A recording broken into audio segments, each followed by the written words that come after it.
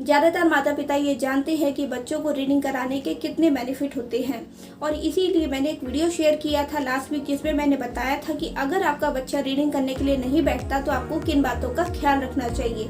और आज की वीडियो में मैं आपके साथ शेयर करूंगी कि आपको बच्चों के लिए रीडिंग की जब आप बुक्स खरीदने जाएँ तो आपको किस तरह से सिलेक्ट करना चाहिए। तो आइए चलिए इस वीडियो को स्टार्ट करते हैं।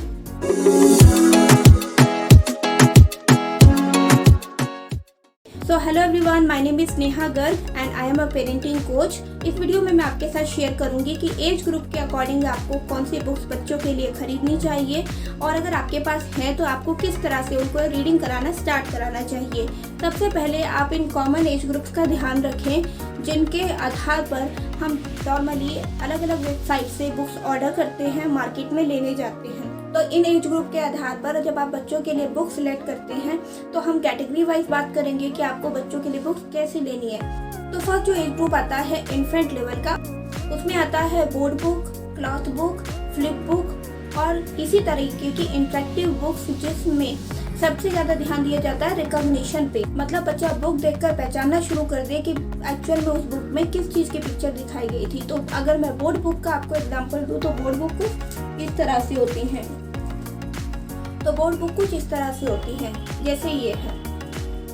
तो इस तरीके की जो बोर्ड बुक होती है, इसका सबसे अच्छा बेनिफिट ये होता है कि जल्दी फटती नहीं है। इन बुक्स के द्वारा आप बच्चों को जो कोर लेवल होता है स्कूलिंग का, आप वो भी सिखा सकते हैं, और साथ में ये इनसे बच्चों की मेमोरी भी बहुत अच्छे से बूस्ट होती है।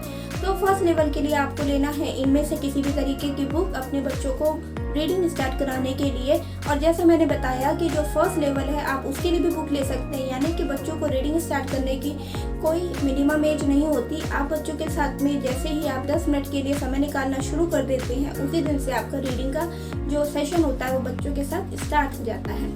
सेकेंड एज ग्रुप आता है हमारा है इसमें टॉडलर्स का। टॉडलर्स के लिए पिक्चर बुक्स जो होती हैं वो सबसे ज़्यादा इंपॉर्टेंट होती है, और उनसे बच्चों को बहुत कुछ सीखने के लिए मिलता है। और पिक्चर बुक्स की खासियत होती है कि इनमें पिक्चर्स के साथ में थोड़ी थोड़ी थ्योरी भी इंक्लूड की जाती है, जिससे बच्चों को रीडिंग भी इंडिपेंडेंटली करने में हेल्प मिल सके। तो कुछ जैसे पिक्चर बुक्स अगर आप समझना चाहते हैं कि किस तरह की होती है तो आप ये देख सकते हैं। तो ये मेरे पास एक बुक है और आप इसे देखेंगे तो इसमें बहुत ही कम थ्योरी है और इसमें काफ़ी सारी जो है पिक्चर्स दी हुई हैं, राइट।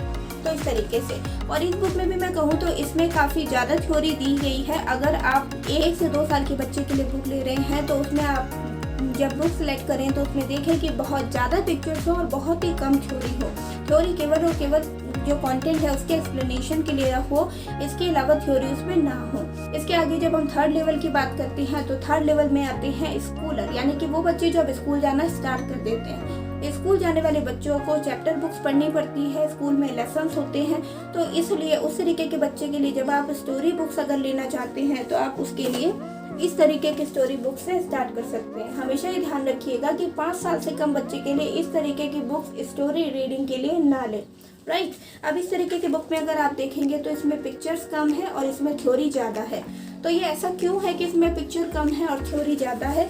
क्योंकि इस एज से बच्चे स्टार्ट कर देते हैं इंडिपेंडेंट रीडिंग करना, और बच्चों को कोशिश कराया जाता है कि बच्चे एक एक सेंटेंस या 2-2 सेंटेंस को धीरे धीरे रीड करना स्टार्ट कर दें। तो आप इस तरीके की बुक ले सकते हैं थर्ड लेवल के बच्चों के लिए। इसके बाद जो फोर्थ लेवल आता है ये है ट्विन लेवल, यानी कि इसमें बच्चे रीडिंग भी करना स्टार्ट कर देते हैं। इसमें बच्चे जो पहले बुक्स दी हुई होती है उनको भी अच्छी तरीके से एक्सप्लेन कर पाते हैं। तो इसमें आप बच्चों के लिए सीरीज बेस्ड बुक आप ले सकते हैं, जैसे हैरी पॉटर की बुक आती है, जैसे हंगर गेम सीरीज आई थी जिस तरीके से, और आगे चलकर बच्चे जैसे 16-17 की एज में बच्चे नॉवल पढ़ना भी स्टार्ट कर सकते हैं। तो अगर आप देखेंगे एज वाइज बच्चों को जो आप बुक इंट्रोड्यूस कराते हैं तो बच्चों में भी एक कंसिस्टेंसी बनी रहती है बुक्स को रीड करने की, और आगे चलकर बड़ी बड़ी नॉवेल्स पढ़ने से जो बच्चों को बेनिफिट मिलने वाला है वो भी उनको मिल जाता है, राइट। अब यहाँ पर मैं एक डिस्क्लेमर देना चाहूँगी, जब भी आप मार्केट से या ऑनलाइन वेबसाइट से बुक्स को ऑर्डर करेंगे तो वहाँ पर एक एज ग्रुप लिखा रहता है कि 2 से 5 साल के बच्चों के लिए ये बुक है, या फिर 5 से 10 साल के बच्चों के लिए ये बुक है।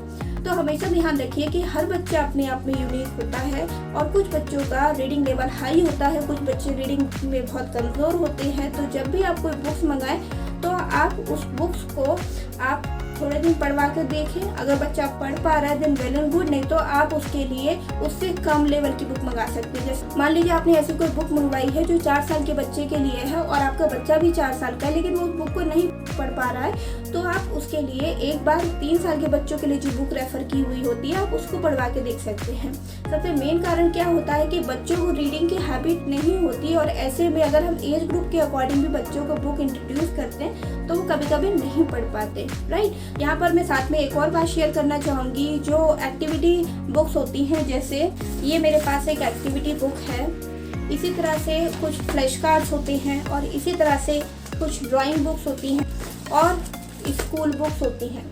तो इस तरीके की जो भी बुक्स होती हैं हमेशा ये ध्यान रखिए कि इस तरीके की कोई भी बुक रीडिंग सेशन में बच्चों के लिए नहीं ली जाती, क्योंकि आप बच्चों को रीडिंग की हैबिट डाल रहे हैं। अगर आप स्कूल की बुक्स को यूज़ करते हैं या फिर आप इन सब को यूज़ करते हैं तो एक जो डिफ्रेंशिएशन होता है बच्चों की स्किल डेवलपमेंट और बच्चों की रीडिंग हैबिट के बीच में, वो डिफ्रेंशिएशन ख़त्म हो जाता है और फोकस हमारा हटकर जनरल चीज़ों पे आ जाता है। तो आपको रीडिंग की हैबिट डेवलपमेंट के लिए बुक्स अलग लेनी है, और अगर आप बच्चों को स्किल डेवलपमेंट के लिए एक्टिविटी शीट्स देना चाहते हैं, फ्लैश कार्ड्स देना चाहते हैं, ड्राइंग की बुक्स देना चाहते हैं, तो उसके लिए आपको टाइम भी अलग रखना है और उसके लिए आपको बुक सिलेक्शन भी अलग रखना है। तो इस वीडियो में बस इतना ही। अगर आप बच्चों के लिए बुक सिलेक्ट करते समय किसी भी तरीके की और कन्फ्यूजन को फेस करते हैं तो आप हमें कमेंट करके बता सकते हैं। और साथ ही मैं एक रिक्वेस्ट चाहूँगी कि अगर आप इससे रिलेटेड कोई और टॉपिक पर वीडियो चाहते हैं तो प्लीज़ हमें कमेंट करके ज़रूर बताएं, जिससे हम आगे आपके लिए उस टॉपिक पर वीडियो ला सकें। So thank you so much और मैं मिलती हूँ आपसे नेक्स्ट वीडियो में।